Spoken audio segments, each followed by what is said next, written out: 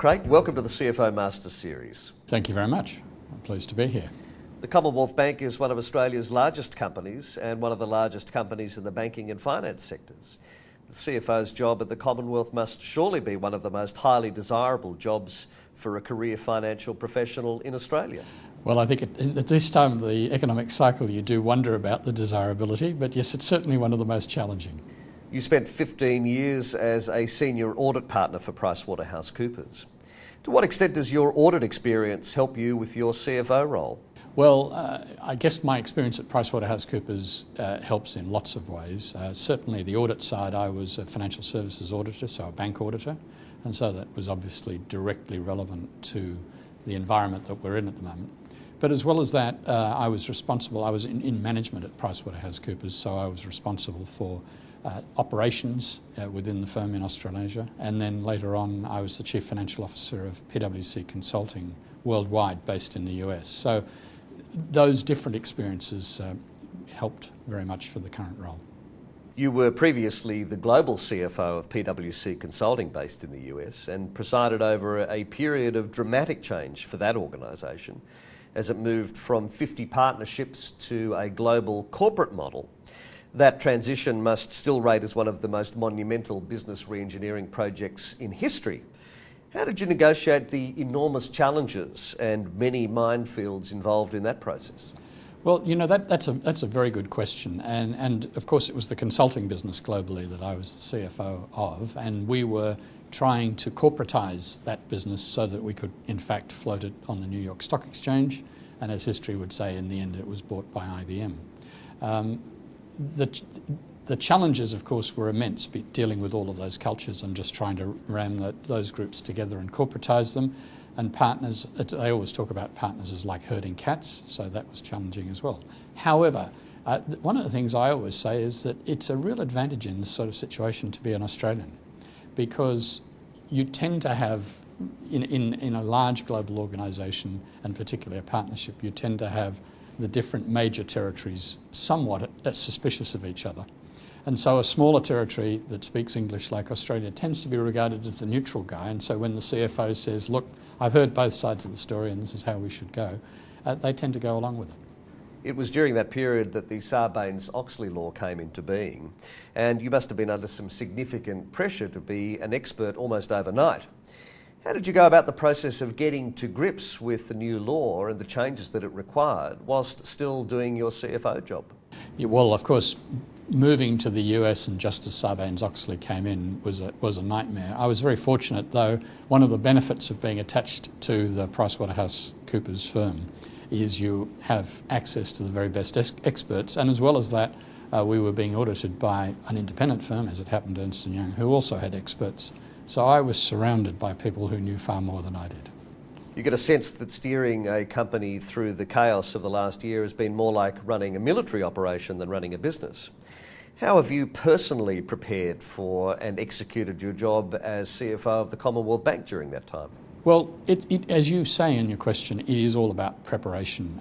The thing that we've been doing, when the very first thing happened, when we had Northern Rock with the queues outside the bank, when we had Bear Stearns, in fact, even before that, we thought to ourselves, this looks like a real problem, and this looks like something that's going to be here for quite a while. So we planned for the worst while hoping for the best, and we've done a lot of scenario planning about what if this happens, what if that happens.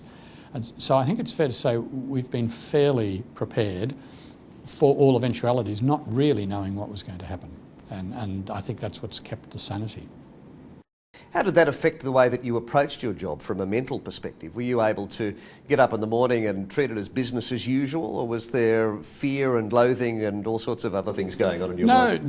No fear or loathing, all excitement and challenge.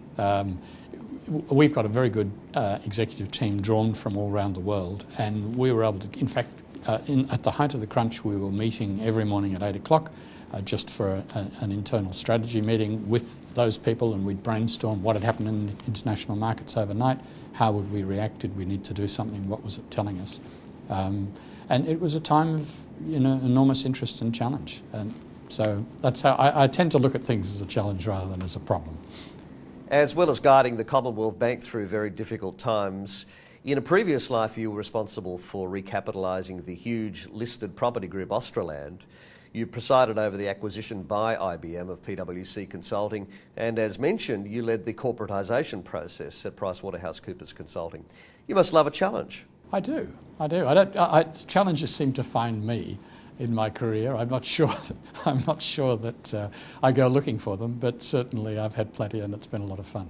David, do you see yourself as a specialist at helping companies through periods of great change? Certainly at change management. I much prefer a time of change, and rather than dealing with something that's on a straight, even keel.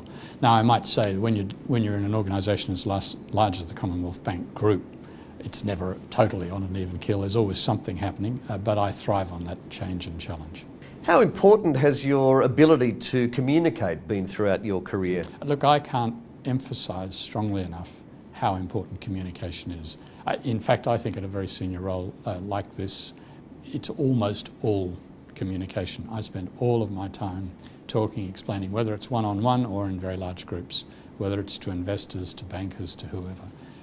I think that the skill of a good CFO is to take the very complicated and cut it down to the core essence and then try and explain that. Is that something you've trained for, or has that come naturally for you? It's absolutely something I've worked at right from the beginning. So way back, I was always nervous about public speaking. I got into Toastmasters. I've been on lots of courses. I just keep working and working at it. At the end of the day, to me, it's about two things. It's about preparation, and it's about really taking the things seriously and coming up with a style that suits you. It took me a long while. I can remember, even as the Chief Operating Officer at PwC, getting on the stage very nervous about presentations. Now I'm not, but it's because finally, I think after a few years of practice, I've hit upon a formula that works for me. But it certainly comes down to preparation and practice. More broadly speaking, what's required of a financial professional to be a successful CFO at a large listed company? Look, at the end of the day, it's mainly about general leadership skills. We all need our core technical skills to start with, and obviously it's a given in any role that you understand the core technical stuff. But at the end of the day, it's about communication, collaboration, working with your colleagues, being able to persuade them to your view, and working hard. The CFO has traditionally reported to the Chief Executive, but these days we're seeing more and more CFOs appointed to the board.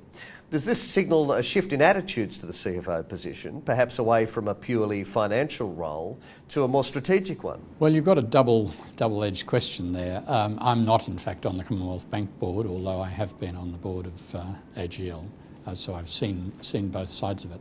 There's no doubt that the role of the CFO, particularly at a time like this, is far more critical and strategic, and I think that most companies and boards would see the CFO in that light.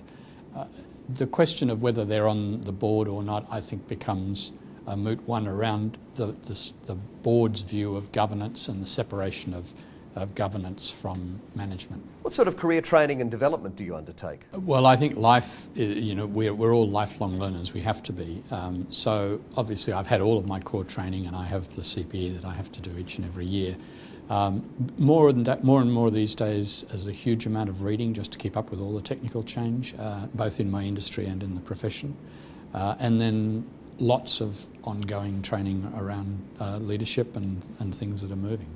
So I take that very seriously and spend a lot of time, particularly in technical reading and in leadership reading.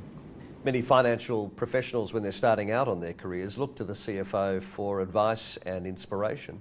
What advice would you offer to a recent finance graduate? Well, I think we all need to start with a technical background, so obviously they need to get their professional qualifications. But after that, it's all about enthusiasm and hard work and really just wanting to get on with it at the first stages. Obviously, over time, you move into sort of developing leadership skills, but early on, it's about getting the grounding, doing the hard yards, being enthusiastic and enjoying what you're doing, and in particular, taking the challenges that are being thrown at you. So often, it's those hard jobs that enable you to shine and that enable you to show that you're better than the average. One of the criticisms of Gen Y is that they tend to be too ambitious and they want to take on too many senior roles too quickly. To what extent is time spent in more junior roles learning the ropes important to build a foundation for a successful career? Well, I think it's very important. Believe it or not, I don't get too fussed with the different generations. I've treated everybody the same throughout my career. Maybe I'm an old fuddy-duddy and that's the way I do it. But I think that if you can get people interested, I think it's important that they're interested and challenged right from the beginning. And it's just a question of how you express that. Certainly the days of saying, here's a phone book, go and add it up to practice on your calculator have gone. We don't do that anymore. So, you've got to keep them challenged, but at the end of the day, I think people who flit from job to job and idea to idea without really getting that solid base always struggle with the detail later on. They're the people who can't write a letter without spelling mistakes, or who can't add a column of numbers without making a mistake with that. So that necessary accuracy just comes from a bit of practice early on, and once you've mastered it, then you've got it for life. Do you look for people in your teams to promote? Are you looking for somebody who has an appetite for challenge and change? Always. But not only that, but innovative ideas. One of the things that I'm pushing all the time, you take an area like the banking industry. Lots of incredibly competitive and incredibly successful companies all doing the same thing. The only way we can beat them is by being better at absolutely everything we do, be that the back office finance function or be that front office customer service. And so we've got to be constantly challenging ourselves to innovate, to do it better, to do it different all the time. And that comes back to that point you made earlier about change management. To me, it's always about changing. And when someone gets a job done and they're finished and they've achieved it, I say, great, now can we do it better than that? What do we do next? There are some very complex prudential and compliance regulations required for a business like the Commonwealth Bank. How do you stay current? Oh, look, I don't pretend that I can stay current with all of them. As you say, there's an enormous range of them. There are two answers to the question. One is I have a fantastic team of people around me who are technical experts in all those areas. But secondly, I've always been a believer in hiring the very best advisors, be they lawyers, accountants or whatever. And I think that's an investment well spent to make sure that you've got the best advice. And if you've got the best advice, then hopefully you don't make too many mistakes. What's your next career move? My next career move is to master the one I'm doing at the moment. As I said, I don't plan my career in advance. I'm really, really enjoying the challenge that's being thrown at me, and I think I've got a bit to contribute yet, and that's what I'm mastering at the moment. Do CFOs make good CEOs? They can do. I think it all depends on their ability. At the end of the day, CEOs and CFOs both are leaders, and then it's a question of the leader for the time. So, for example, in tough times, you see more CFOs become CEOs because there's a lot of financial management required. In boom times, you often see more marketing type people taking on CEO roles because it's about growth, and sometimes the CFOs aren't the best merchants of growth. David Craig, thanks for joining us today. Thank you very much. It's been a pleasure.